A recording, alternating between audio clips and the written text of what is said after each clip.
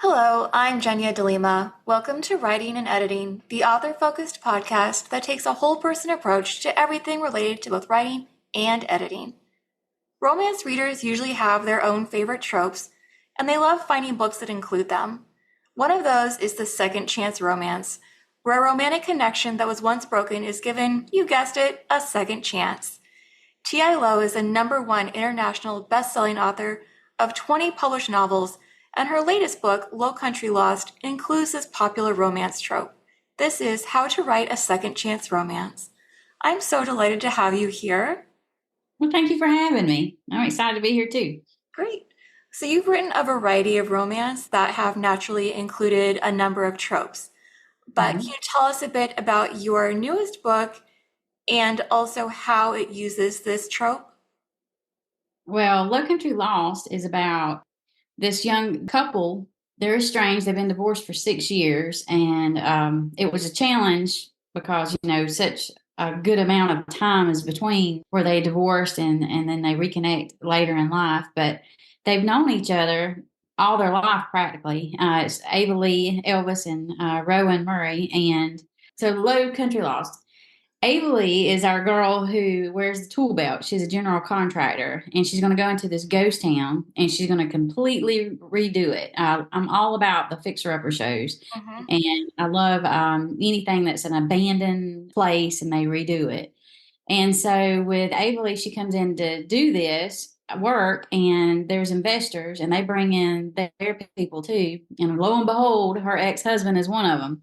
And so she's stuck working with him all this time. So their reconnection is pretty much, enemies. They didn't want to have anything to do with each other, but they had a huge loss in their marriage, several losses in their marriage, and it just didn't weather the storm well. So they parted ways, they divorced. And just if you know anything about the fixer upper shows, is you have to take something down almost to the studs. You have to take out old plumbing, old electrical work. And in that process, once all that's out, then you start reconstruction.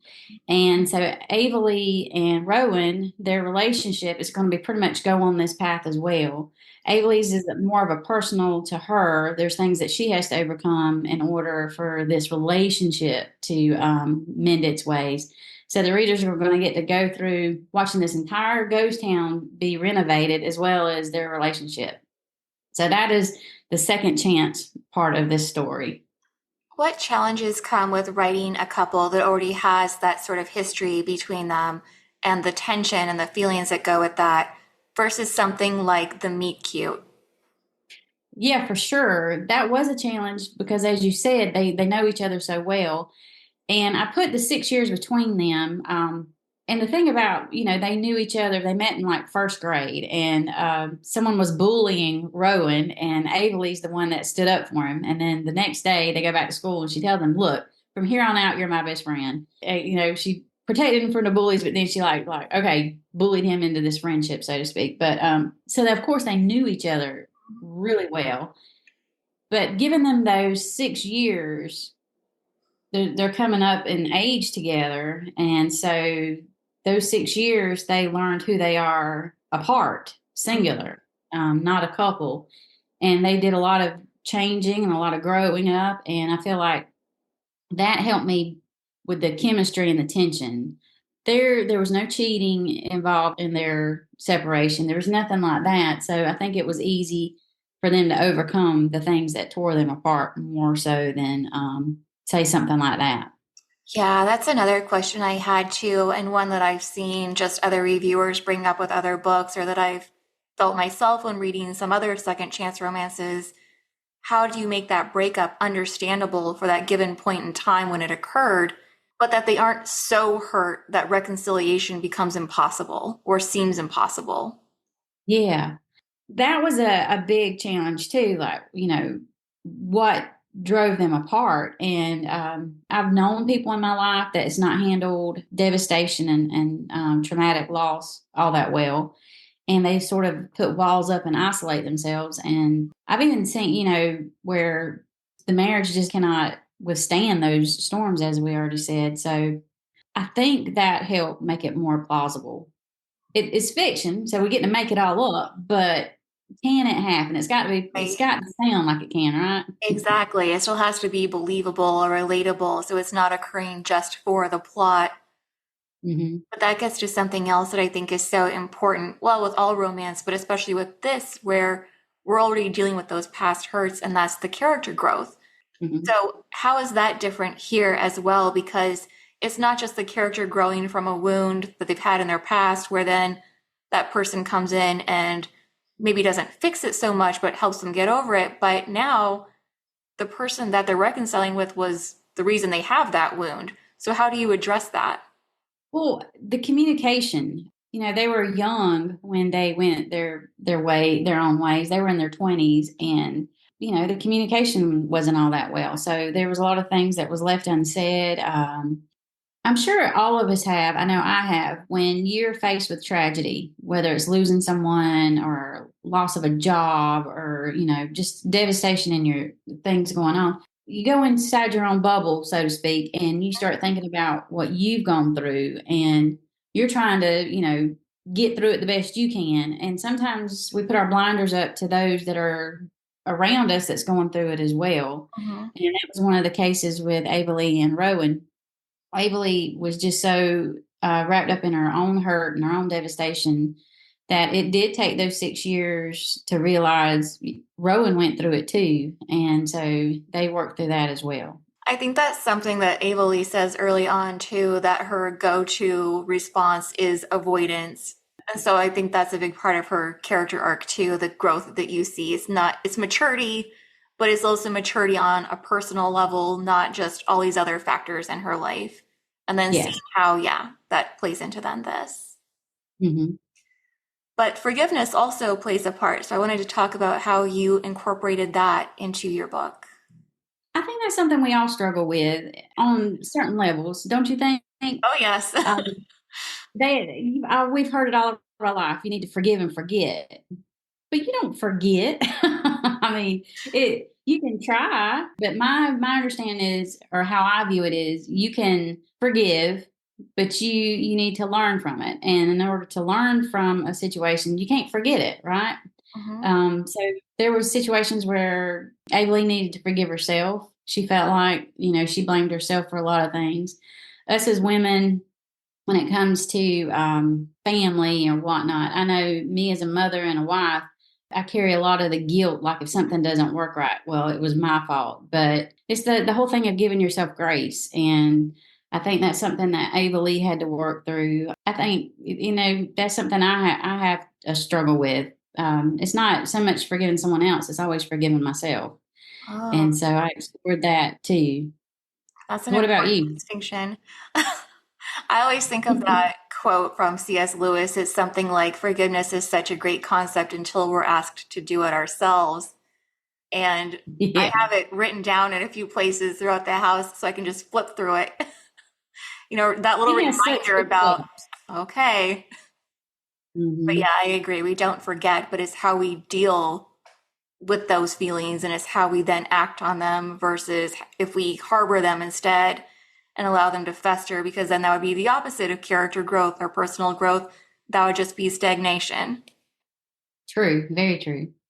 So we talked about character arcs and character growth a little bit, but what about side characters and what parts they play in this type of romance? Oh my goodness, I love side characters. I probably spend as much time on my side characters as I It do my main shows. character. Desmond is Thank, fantastic. thank you. I have this.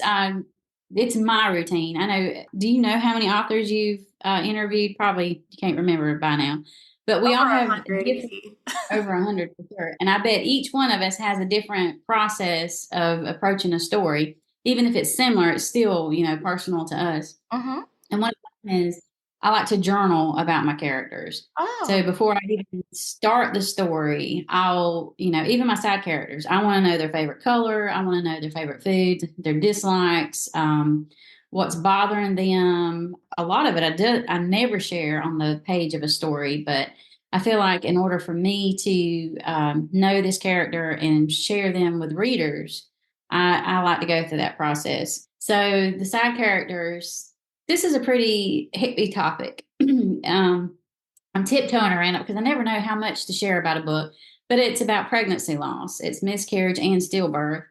And so the side characters in this book, which is a lot of times my other stories, they bring the comic relief. Way back in my first novel with Lulu's Cafe, Crowley Mason, the head guy in that one, he said, if you're not laughing, you're not living. So no matter what storms you're going through, you've got to find somewhere in there to laugh along the way. And so you have this book, an animal is a side character.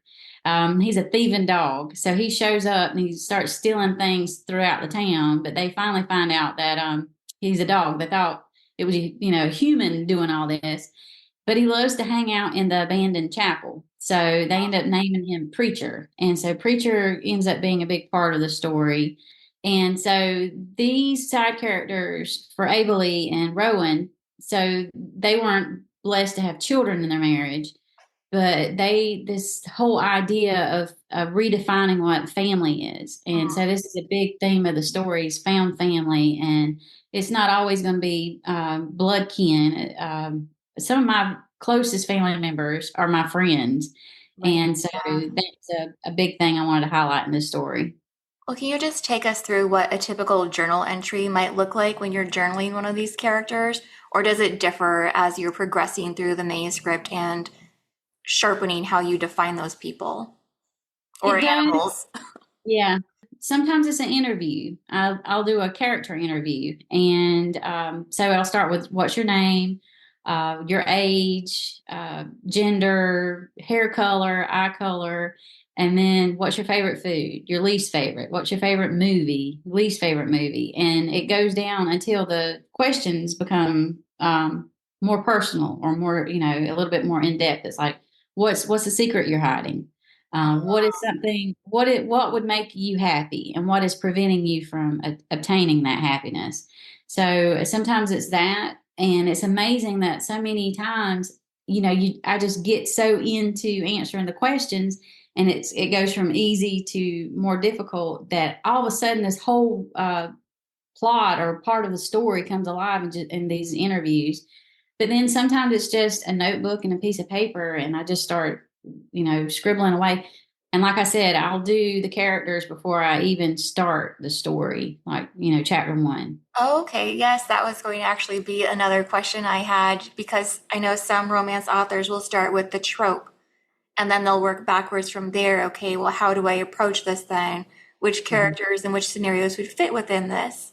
So when you're Mm-hmm. starting with the characters first, how do you evolve from that? How does the story take shape when you have just the character? Or do you do the journal entries for that character before then? My stories is always something I want to understand more. It might be a question or it might be a topic I see. Like Under the Magnolias was mental illness. It's something I wanted to understand more. So I start with that question, and Okay. and then the characters start coming to the table and talking to me, so to speak. um, so with Low Country Lost, this was a story that was with me for quite some time. I tell people my first pregnancy was easy breezy with my son, except he kept me sick the entire time. And then he decided to take 32 hours of labor to make his appearance, but no health issues. It went so smoothly. But with my daughter, they thought I was miscarrying at one point, and we even went in and the doctor said, "I'm sorry, there's nothing we can do." But then they did an ultrasound and they found her heartbeat, and the rest of the story of that is, 18 years later, every time Lydia has a milestone, I think what my life would look like had she not survived. And Yeah. then, the whole idea of so many parents, they have to say goodbye before they say hello to their children. And so this story was me paying respect to those that had to say goodbye before saying hello. I didn't know when I started if this would be a second chance romance. It was not like I sat down and said, I want to write that. I wanted to write a story of how a woman overcomes those losses. And then along the way, the husband, Rowan, he decided, he's like, well, what about me? I lost that too. And I'm like, through my research, a lot of times they talked about how the husband didn't mourn properly because he felt like it was about the wife because she was the mother carrying the child. So just along the way, Rowan started speaking too. I like the natural process of it. I don't want to ever, hardcore outline and say this is what has to happen. I want the freedom of wherever the story leads me to let it go. Yeah, and so often we do hear that whole thing about, my characters aren't behaving because they aren't sticking to that strict outline that the author's really hoping to see what is Mhm. going to be followed through. Then they obviously have to adapt the storyline a bit, or maybe more than a bit. Yeah. Readers ask, well, how do you know where the story is going to go? And a lot of times I imagine it like a GPS system. You put your destination you want to end up in that GPS system. But say on the way of the road trip, you see a place you want to stop on the inside of the road, or take a detour to go check something else out. As soon as you get back in that vehicle, that GPS system is going to redirect you back to that final destination. So I kind of approach stories that way. I know where I want it to end, but if it wants to veer one way or the other along the way, I'm good with it. That's such an interesting way of looking at it, but it also feels almost like it's giving you permission. You can take this shortcut. It's not that Mhm. there's this one way and you have to abide by it or else. That's what I like about it. I started writing when I was 38. I suppressed this whole dream for most of my life because I didn't think it was something I could attain. But once I did and I gave into it, I'm like, look, this is fun. We're going to keep it fun. And so the way to keep it fun is to look at things that way. There's no one way to do it, and one writer to the next. Your process, your art, it's okay. You do you, and I'll do me. And it's okay that we're a little bit different on the way. Exactly. That's why I think it's also so important to have different authors come on and share their process or share how they do something because, like you just said, it's not some one size fits all approach. Hmm. And I just think that really helps support that. And it gives, other authors the okay that if this method isn't working for you, fine, go find another method. Then it doesn't have to be this way. Exactly. And you could attest to it, or back me up on it. This writing journey is a learning journey. You never done learning. Oh, exactly. At least we should have pretty sharp minds, even if we're a little bit cuckoo in our creative world. But yeah, Well, as learning long as it all the pays time. off to an enjoyable manuscript that's done well and doesn't have plot holes, I say go for it. So, speaking again about this book, how did you keep it from being exposition heavy? Because we obviously have to know a lot about their personal histories and then their Mhm. history together. But I can see it being very easy to just have like this massive info dump of information. One way I addressed it was the loss of three children was in the past. So it wasn't something that, the reader was going through in the moment with her. Mhm. They're going to remember it with Rowan and Avalee. And another way I did it, as a reader, don't give me a whole lot of backstory in one dump, just like you said, because I'm going to skim over it. I don't like it as a reader. So I try my best not to do it as a writer.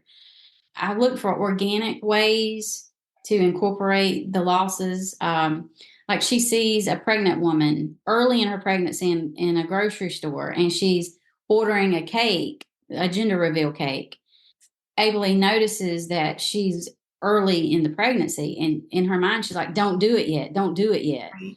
I feel like if you have these heavier topics, you have to sprinkle them in organically and Mhm. not, like you said, dump it in one shot on a reader. But then you have to have light-hearted moments, I feel like, in these stories. So far, people are saying you made us laugh one moment and we're crying the next, and then we're back laughing again. And I'm like, well, I did my job because that's what I want you to do. Yes.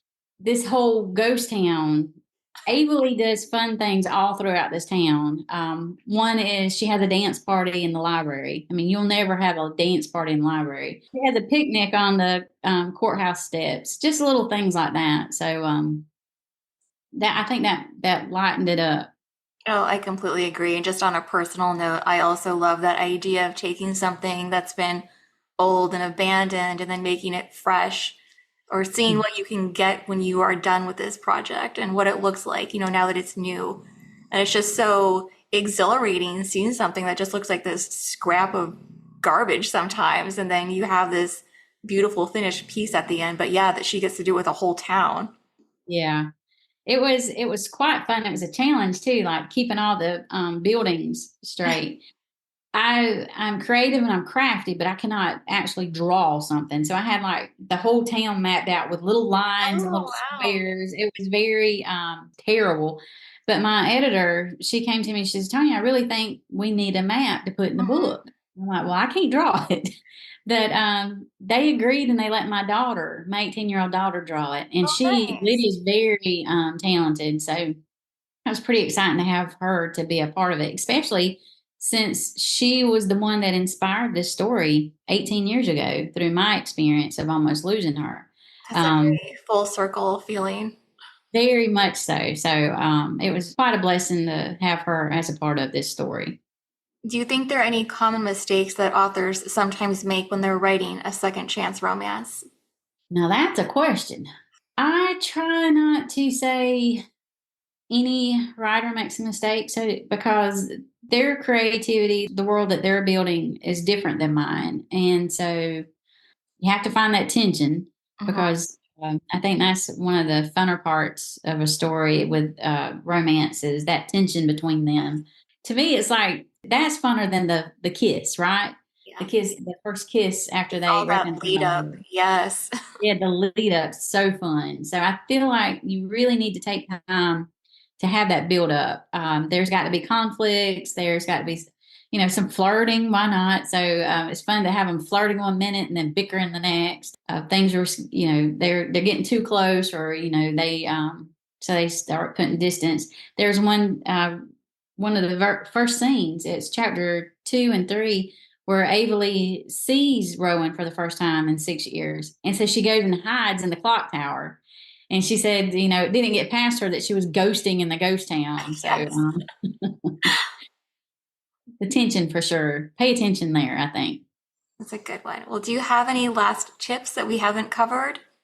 I will say, from my writing experience, so as you can tell, I'm pretty darn southern, right? A I little town guessed. you never guess, right? No, not at In all. South Carolina. And so when I write, there's twang in it. Is there going to be ain't and y'all and stuff like that? So when my publisher wanted to sign contracts in 2018, I signed with a publishing house. They said before we sign, do you have any concerns? And I said, well, my only one is, are you going to change my voice? Because Oh, it's, my voice is very personal and I don't feel like I could be authentic without it. And they said, no, that your voice is why you're here. So I encourage writers, find your voice and stick to it. Don't let what you feel like the market wants you to sound like. Just mhm. be yourself and let it come through. And I think that authenticity resonates with readers. They want that. They don't want you to sound like every other story out there. Oh, So exactly. Completely agree. Because then what's the point of you signing versus one of these other thousands of people who have sent in their query letter? yes. Mhm. All right. Well, thank you again. Well, thank you for having me. This was fun. Yeah, I agree. Thank you for listening, and be sure to check out the show notes for additional information. And then please join me next week when author and podcast host Richie Billing joins us, and he'll be sharing his experiences with book tours and whether or not he thought they were worth it. And if you enjoyed today's episode, I'd appreciate it if you could rate a review on your favorite listening platform. We also have a special announcement this week, and that is that I will be co-leading an upcoming webinar with previous guest Jennifer Jane Young. We're going to be talking about how to unleash the writer within and using intuition as your creative guide. So if you are feeling stuck in your writing, maybe you're struggling to find the right words, or maybe you have something else in you that's telling you no when you should be saying yes to your writing, this is going to be a webinar for you. And it is free, so there is that. And we are going to be looking at how to trust and follow your intuition. We're going to be using guided exercises, talking about how to silence your inner critic, and how to overcome writer's block. You can find out how to register for this and the date and time, which is November 19th, at jenniferjaneyoung.com/writer. I hope to see you there. Thank you.